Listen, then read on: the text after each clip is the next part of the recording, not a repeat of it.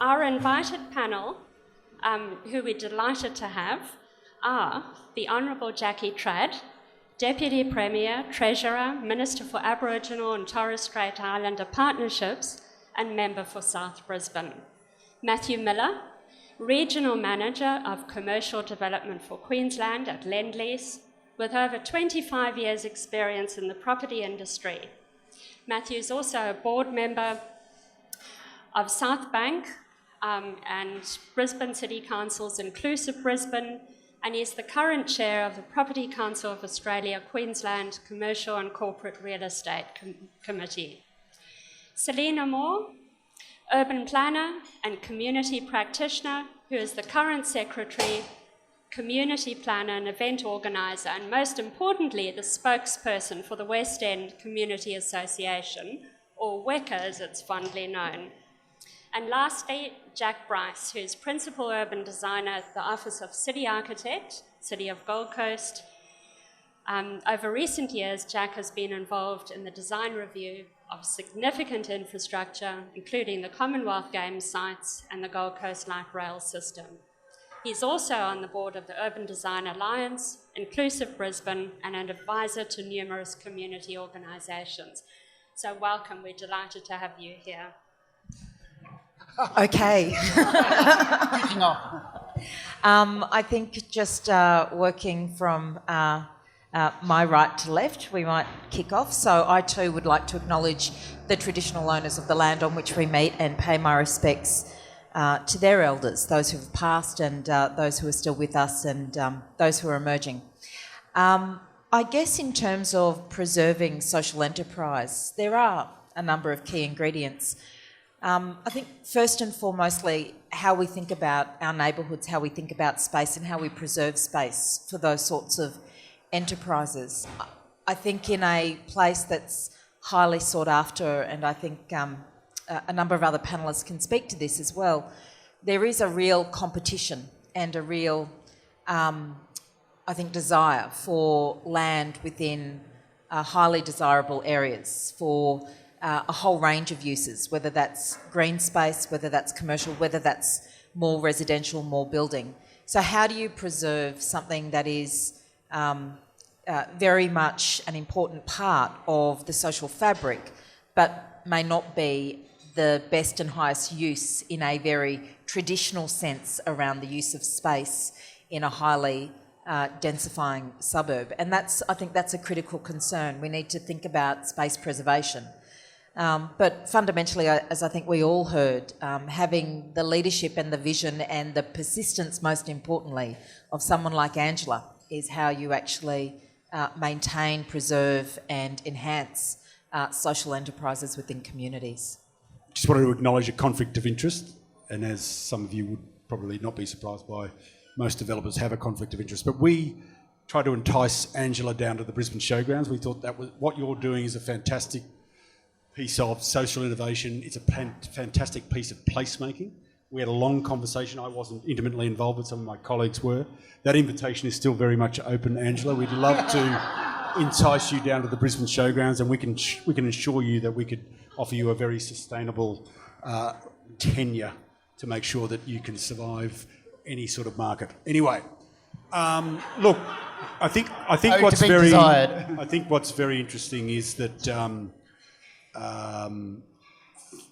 the types of operations that we're seeing here are very much about the placemaking that we're trying to create in the private sector. Developers are out there today not just picking every Tom, Dick and Harry, every national retailer, every national office operator. We are out there looking for a whole diverse mix of operations. And as I said earlier, the fact that what Wandering Cooks are doing here is something that we think is fantastic placemaking. And I know that as part of Fish Lane, that's been a very important part of the activation of this whole laneway. So, yes, we need to be very mindful of providing affordable housing, providing affordable office accommodation, making sure that we are providing spaces for a whole range of different levels of business at the low scale right up to the high scale. But I think we're in a very fortunate place, especially in a place like Brisbane, where we have an industry, where we have governments at all levels, particularly at the council and the state level, very interested in making sure that we are creating great places and providing opportunities for businesses like Wandering Cooks. Could everyone hear Matthew back there?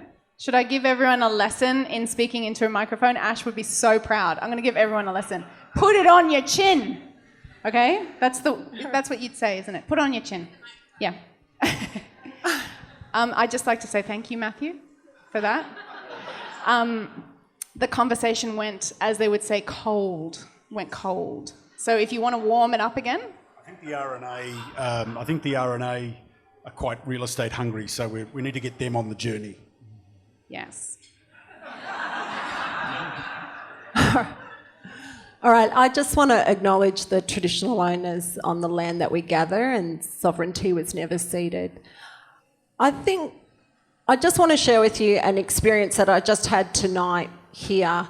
Someone was literally a visitor in one of the buildings across there, and they wandered into here and they were searching for food and they found the bar. And we just had a really interesting conversation, and I just really, myself and another woman, Gina, took the time to welcome them to West End and to say that, you know, this is a snapshot of what Brisbane has to offer, great food and intellectual conversation. But I think that speaks to something that's quite specific about this neighbourhood, and that is that people come here to hang out with people. And that's what makes great cities. And so we need to create places for connection among all of that. And I think that Wandering Cooks has become what a lot of urbanists would call a third place, a place outside of the home and outside of work where people do come and have those kinds of conversations and exchanges about life. As far as government and economics and developers go, we have to really start having the hard conversations about affordable space for a whole range of uses, residential and commercial, because that's how we get sustainability in our cities, and that's what makes great cities great places to live and to visit. Just so that you've got the facts that Seleneah is alluding to, and I'm happy to express them. We paid, in the beginning of this place, we had a car park, 400 square metres, not that valuable at the time because we were in a field of warehouses, and 400 square metres in here. We paid $93,000 a year, which is a bit higher. It's in the high level of warehouse square meterage rates at the time. So we have been coasting on sort of basic rent increases on that. We're now paying something more like $125,000 a year, which is, you know, in the beginning seemed impossible, but it's okay. We're okay with that. The problem is that our landlord is sitting on a building that, when we started our lease, had land tax of about $50,000 a year, and this year he's paying $320,000 a year for the land tax of the building. So there's no real future for us here. That's really what we're talking about, because he can't afford to keep us here, even though it really cuts him that that's going to be the outcome of what happens at this site. It's a site, isn't it? It's fundamentally, there's a higher and better use, which is high density residential, so hence the land tax going up enormously. So, sorry, on the chin. Yeah, okay. Sorry. Look, it's there's a higher and better use. The land tax gone up enormously because you can see a lot of high-rise development around us. I suspect that's why it's fantastic to reopen that conversation around the Brisbane showgrounds and what we can do for you. You have here this great, this great emerging institution. What does it take and what does it mean? You see this great empowered community in front of us here today, which are kind of invested into the reality, the vitality of this place. So, what does that mean, and how can that be looked at in another way and reimagined and purposed to sustaining this place? But being then modelling out what the future vitality of the place is in a realistic kind of mannered and durable way. So that means, and what are the lessons of this place to other places? Because it's just fabulous, you know, in terms of the lessons that have been learned and the skills that have been passed on and the community that supported it. But how can we say that there's a model here for other regional communities and other places that they can, you know, see the benefit and the virtue of the food and incubator that's co-supported by the retail and the food and drink, and how does that kind of take its own and transfer those skills down to the next business. So I really would like to think about what that means, and having those robust conversations about what the future of this place is in a way that empowers you and your supporters to have better conversations about that future, so that it's not just a kind of a one-way conversation. It's an informed conversation that's got ideas, options, and vitality to it. I just want to put this on the table. I want to challenge the term highest and best use of space. Highest and best use for whom and for what time frame? If we're talking about sustainability, then we need to look at what is the value add of social enterprise, of community connection, of community events and community functions. So that's a conversation that planners and architects need to have, and have zoning and regulation reflect those values and the contributions that those activities make to long-term development. I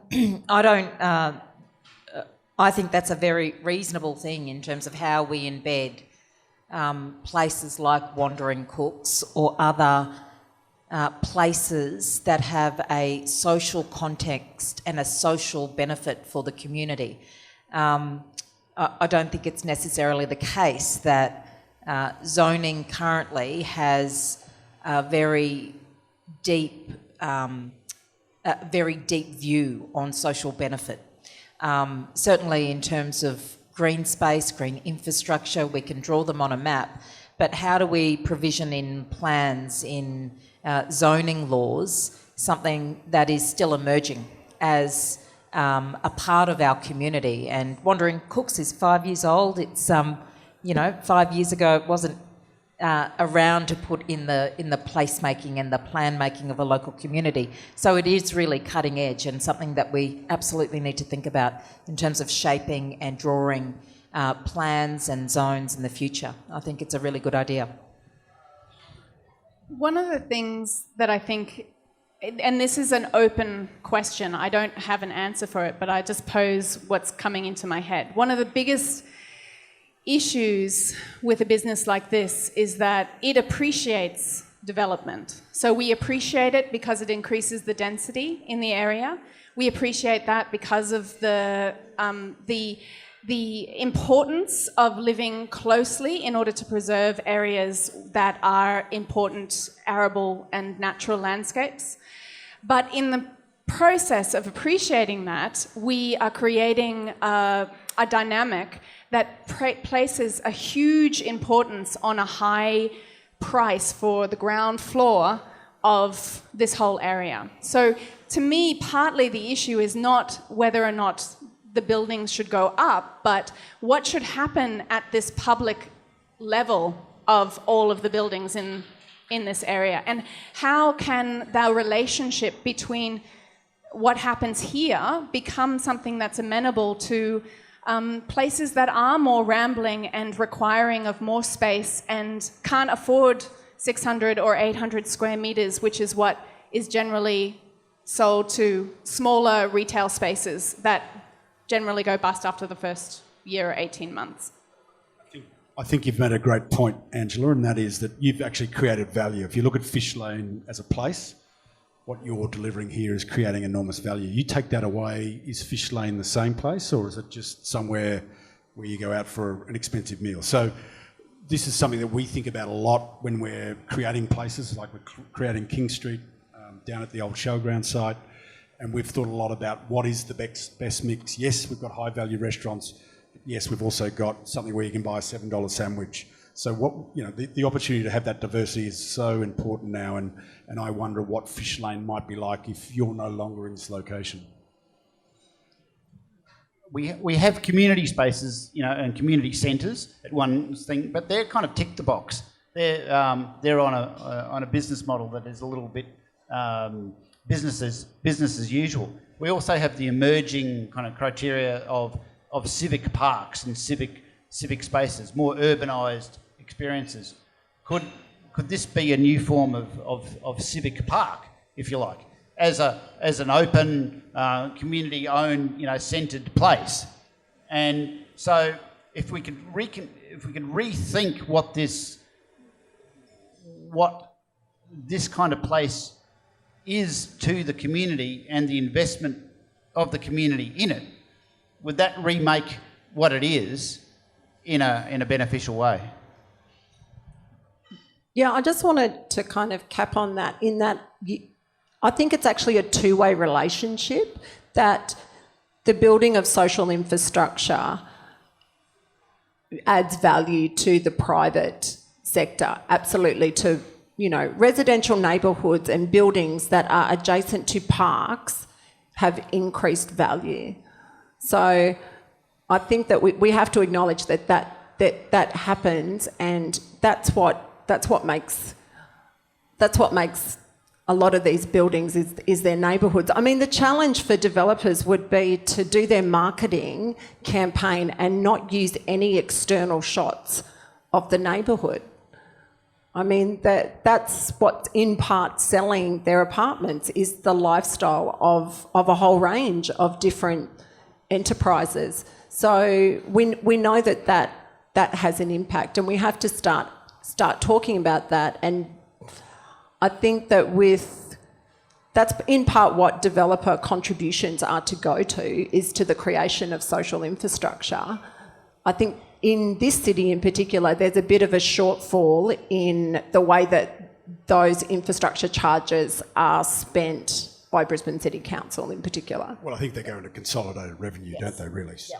That's an issue. But I think Jack raises a really great point. The Inclusive Brisbane Board of Brisbane City Council deals with this a lot, where there's a whole raft of these community facilities out there in the city that are being completely underutilised, and there's an opportunity for a whole raft of community groups to come together. It's not quite a wandering cook type scenario, but there are a whole raft of other social enterprises that could come together and use some of these facilities. And there's an opportunity within council to provide a network to make that happen. So that's something that social groups should be looking to explore a bit more. Is that a resourcing issue, Jack? Both Matt and I sit on this advisory group for Brisbane City Council called the Professional Advice Alliance, that generally provides advice to smaller not-for-profits, corporate kind of sustainability. And so we see a number of organisations come to set appointments with us and as a panel, that they get to choose who they want from a mix of kind of expertise, and all kind of a range of different issues that they all have.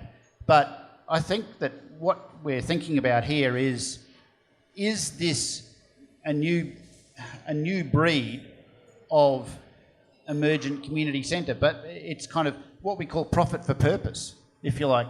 That there's lessons here. It's about community empowerment and engagement, the ability to kind of walk in off the street. You can't put this environment into a mall. You can't kind of sanitise it, but how can it renew itself within a circumference or within this region to be a vital community asset in the inner city? So deleveraging it maybe from this particular site, if that meant that, prime number one would be sustaining itself here. But what could it mean within this neighbourhood? So what would be the ambition to kind of preserve this use, this function, this vitality within this area? So being kind of a little bit realistic or level-headed about what those opportunities are, and then looking at co-investment. You know, what are those? Where's that angel investor? Where is the Atlantic philanthropies that helped Montrose give $2 million for a respite centre a couple of years ago? Where is that to what this organisation and these people that are doing good work need for the future? Not just for the people who are founding the organisation, but for you. You know, how can that mean so that West End and South Brisbane remains the place that it can be, and that the heart and soul is intact and revitalised? I've got to actually sorry to keep bringing the Brisbane Showgrounds up, but that's what I'm paid for, sorry. We've got a great example. Most of you would know Artisan, which is the organisation that supports the Queensland craft makers, jewellery makers. Sorry, there's the chin. Jewellery makers, potterers, etc. They've had an outlet on Brunswick Street for many, many years. I know many years ago they tried a retail outlet at South Bank. We've brought them to King Street at the showgrounds. We've done that on the basis that they're paying a very, very low rent so that they are sustainable long term. We've gone out to a range of our key stakeholders, the lawyers that advise us, some of the key occupants of the precinct, and they each sponsor Artisan for 5 years to the tune of about $5,000, and that helps support their rental and some of their wages costs. So there's certainly, this is not brain surgery, it's not something that's new. There are organisations, there are angel investors out there that are prepared to support really great social enterprises that make a difference to streets, to places, to precincts. So it's something that we in our development bubble are thinking about seriously, and we're out there trying to enact on it as well. I just have a question for Matt. It seems that type of model works when the developer retains the commercial property. Yeah. So I guess the challenge is that can happen in smaller pockets and possibly on a certain scale development. But I feel that the challenge is across a neighbourhood where you have developers who don't retain the commercial property and they get one shot to make their money. There is a challenge because, I mean, in South Brisbane, we are sitting among so many developments that have the ground floor that have had for lease signs on it for...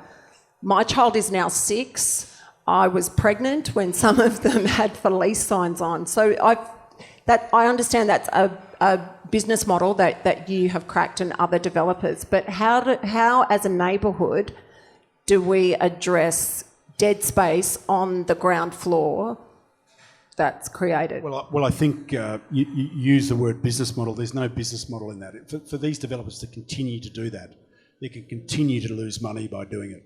You know, you only got to look at ARIA, whether you like them or you don't like them. They've done an amazing job actually curating, controlling the ground floors, and everyone's copying them now.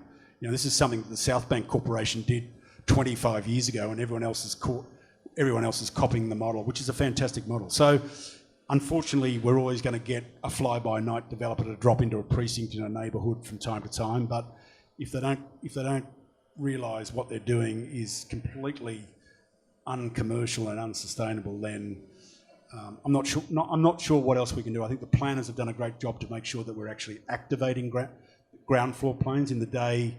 You know, if you're only going to look at where the office building on 99 Melbourne Street, which is a fantastic building, but the ground floor is basically a car park and not much of it's activated. We don't see that anymore.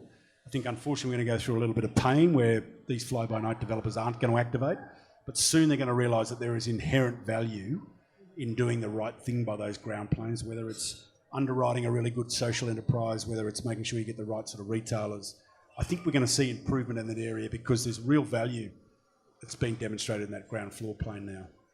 One of those, quickly, just one of the options is like that investment of long-term lease that gives you a little bit of, you know, durable, sustainable future. It might not be freehold, but it might be in the order of 20 or 30 years. That really basically how, in Europe, a lot of community organisations are able to kind of cornerstone their certainty with investment.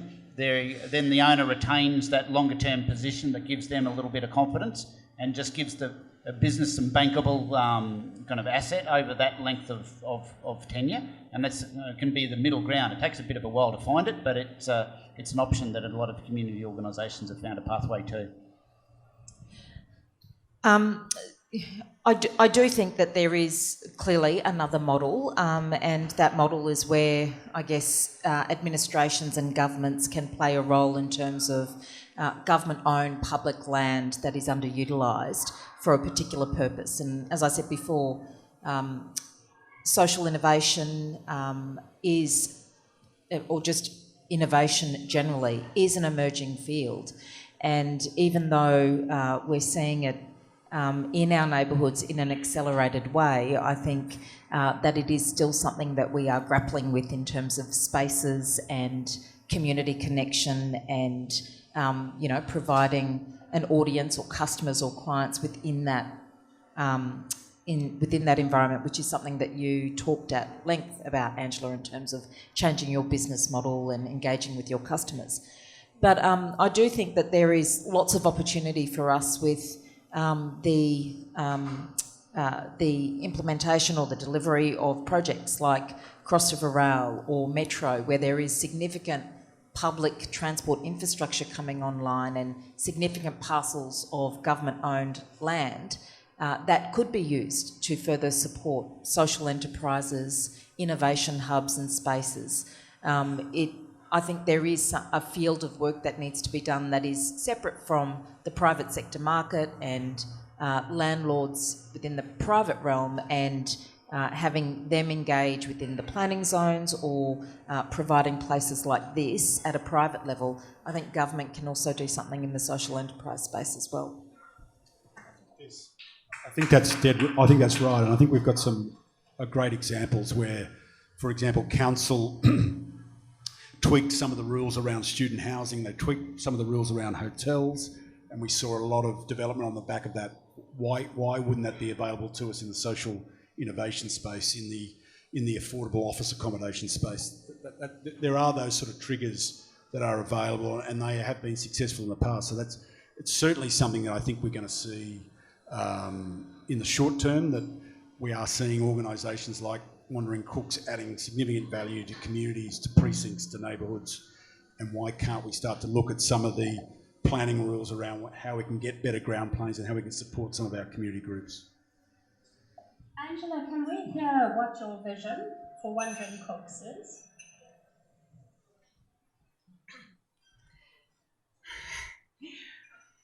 Well, it changes based on where we're at in terms of our viability, and also thinking through where its value actually lies. So sometimes I'm more focused on its potential as a networking structure that exists beyond this city.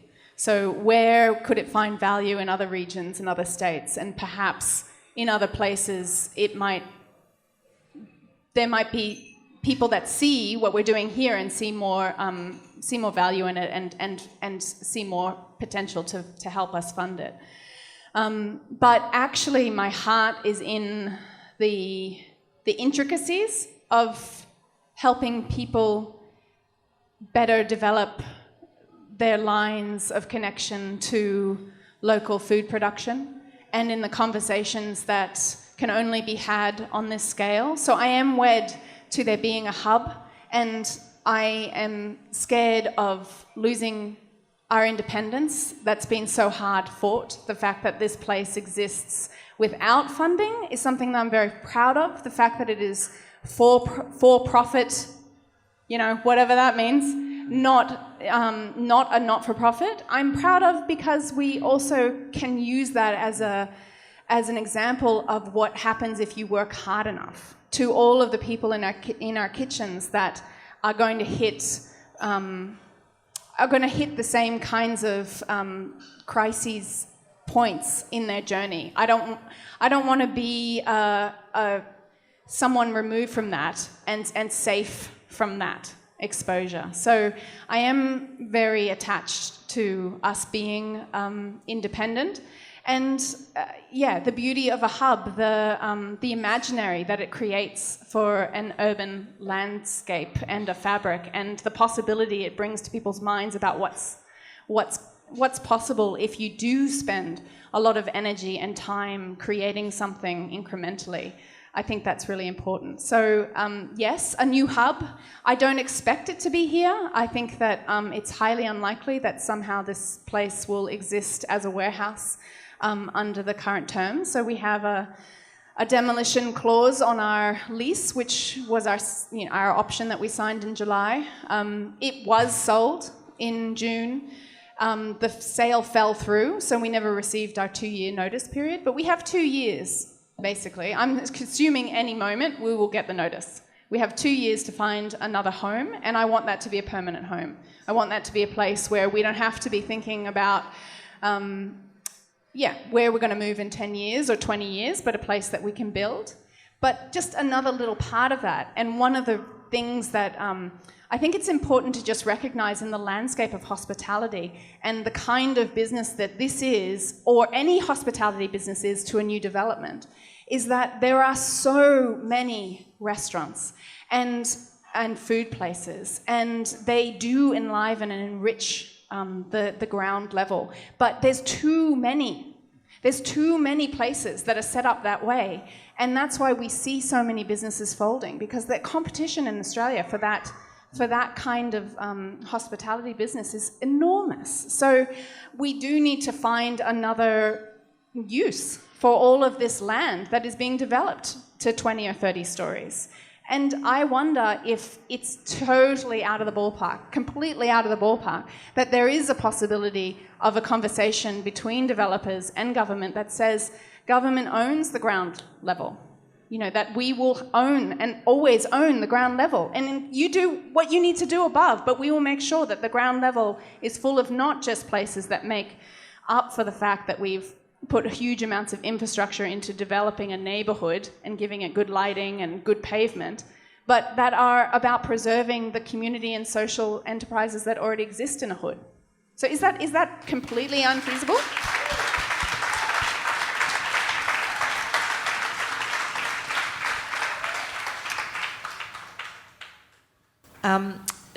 Look, I don't think that it is unfeasible, but what would be unfeasible would be to think that government wouldn't need to put a financial stake on the table if they were to be part property owner in a whole range of developments. And if that was the case, then, as is the case with the whole range of choices that we have to make all the time about a finite amount of resources, is the money to be spent here or is it to be spent on other things? And that is fundamentally always the choice proposition that you have to confront when you're making these sorts of decisions, because you are essentially buying into a property for a public good. Alternately, what we could do is do something similar to what happened with West Village, which had very heavy conditions around it that included a doubling of green space and a significant proportion of the site to be used for community purposes.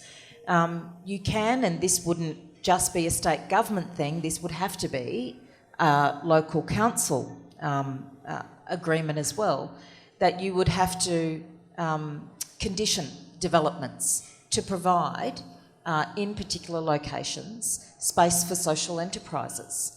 I don't think that's out of the realm of possibility, but it's something that we have to think about, and I think that at the foundation of that is how do we marry up social enterprise and social innovation with placemaking and planning in our cities and our suburbs. And I think that's a really important conversation to have. So conditioning is not outside the realm of possibility, and you talked about infrastructure charges before, Seleneah. There's nothing to stop there being a conversation about, instead of infrastructure charges on one development, in lieu of that, turning over a particular parcel of the site for a social enterprise or a particular enterprise for that purpose. So there are different models out there that you can look at, and I think, the community's up for the conversation. Yeah, okay. Couple of points. Yes, that mechanism of infrastructure offsetting actually does exist now, and I know that in suburban developments it's utilised to do green space. So a developer will give a parcel of land for a park, and then that is considered an offset against their infrastructure charges. So I think that that's definitely a mechanism that is at hand.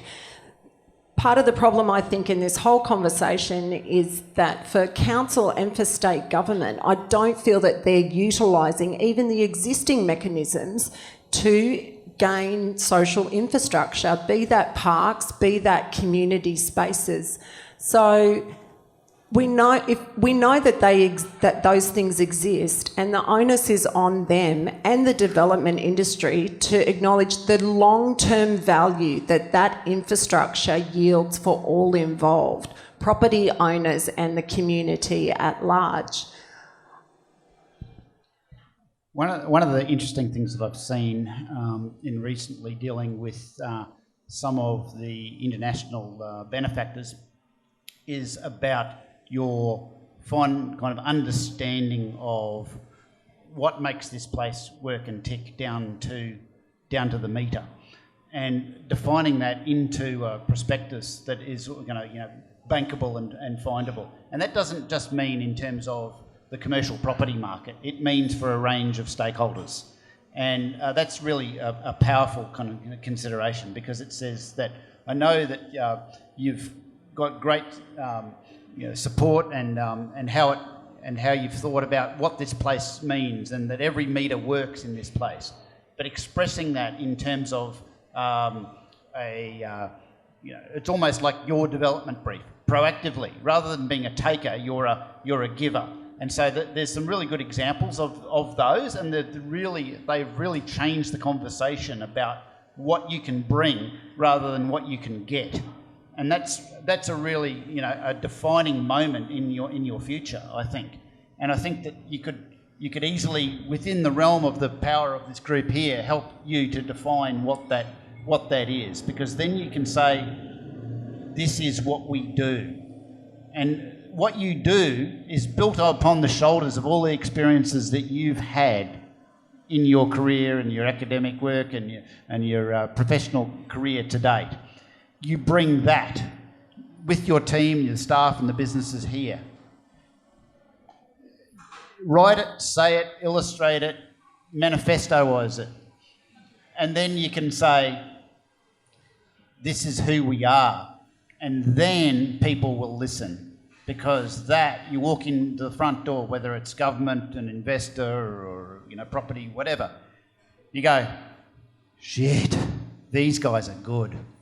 And that's really, I've seen inspiration kind of come out from that, and opportunities arise. So the West End Community Association has been going since 2004. And our history was around a lot of stuff around design and architects and planners who were involved in planning exercises. But I would say really the event or the spirit of that WECA evokes has come about through a massive road closure event that we call the Kurulpa Derby. And that's that stuff, we can use all the jargon of building social capital and all that sort of stuff. But I think the key is start small, start scrappy, and just get going. And it won't be polished, and the numbers will wax and wane. I think part of the problem is that when we design these spaces that are new and shiny and very polished, we expect that the events are going to have the gloss that the finish does. That's not the case. Community is gritty and fun and exhausting and incredibly rewarding, but I think that part of it is that maybe we're the expectation about what can happen in those spaces is often quite prescribed and limited. And in our experience, it's best when you just provide the space and step back and watch what happens. And the community will deliver. Well, Marcus, you quote a few examples there, and I think it's about the longevity of tenure for successful, from a developer's perspective, for successful precincts. You talk about Emporium, for example, fantastic when it opened, but they strata titled all the ground floor. Now you've got 200 different owners that have different agendas. So with a community group, everyone's got a very similar agenda, and they're out there to drive particular income. If you're a private investor, you're just going to take any tenant that comes along. So this whole idea about curation, I think, Angela, you talk about that a lot, that you create here, you're constantly working over what you're doing here every day. The same needs to happen whether it's a high street that you're developing, whether it's a shopping centre that you own. If you're not curating, because people's attention will waver. If you're not in there working it the whole time, whether you're a community group, whether you're a listed property developer or a listed property investor, customers will flee, and then all of a sudden that place becomes a different place, or a place that's not successful or sustainable. So I think longevity of tenure, the fact that you're in there working hard, like a small business owner, the best small business owners are those that are there from the day they open the doors to the day they shut the doors. The same applies in placemaking and development. Marcus, can I challenge this notion that there's this assumption that developers make community? I certainly don't think that there's an abrogation of the responsibility to create communities to the development industry. I think that communities make community, and I think that by and large it is the social infrastructure like schools that actually are the glue in communities. Kindergartens, I think we underestimate how important education facilities and social infrastructure is in terms of binding communities. I do have to say that I think part of the prominence around the property industry of late, and that always has been in Queensland, and it comes back to, I think, the very aggressive role that Joh Bjelke-Petersen played in the White Shoe Brigade in terms of building the Gold Coast and development right throughout southeast Queensland particularly. But in the past 20 years, 25 years, we have seen a significant population growth in southeast Queensland. And the next 25 years, we are going to see another 2 million people added to the southeast Queensland corner. And there is a real obligation, not only, or a responsibility, not only on government, but also on community and also on the development industry around how we're actually going to provide sufficient dwellings for people for this population growth coming into the future. And not just dwellings, but hospital beds and schools, and how we're going to connect these communities, and how much of our green fill, or how much will be infill and how much will be green fill, and how much of our green spaces are we going to protect throughout the southeast Queensland corner. These are very big and challenging questions, and I have to say that we all have to be working collaboratively on this, which is why I believe the southeast Queensland plan that we released last year is very much geared towards a sustainable urban footprint, and looking at how we better connect, how we place an incredible emphasis on public transport, and how we place an incredibly strong emphasis on livable communities. So I think that there are some real challenges for us ahead. We are, by 2050, going to be a city the size of Melbourne or Sydney, and Melbourne and Sydney are going to be mega cities. And we've got to actually think about the investment that we make, the planning that we identify, the areas, the livable areas going forward, if we're going to make sure that Brisbane continues to be livable by 2050. One of those opportunities, I think, in that evolution of the future of infill development is about multi-function use of civic space. And so how can a place like this add to the dimension of what we consider a civic space to be? How can we layer in so that we don't have these separate standalone community function spaces? How can they be richer so that they're not just what we think as, oh, okay, there's some meeting rooms and there's the Meals on Wheels and there's the library and they're all in separate facilities. How could that be co-located, leveraged, so that there's a dynamic there, which is finding the role of a place like this as the lungs and the heart of a community. So, a build it challenge with WECA, to say, well, WECA did a great job on the community, on the park. We're open to community land trusts. Yeah, but I'm going to put that on the table. So this is think of putting your positive hat on and saying, well, okay, how could we add to the dimension of what we consider a community space to be, and then model that out and have that dynamic of working together to think that's an idea.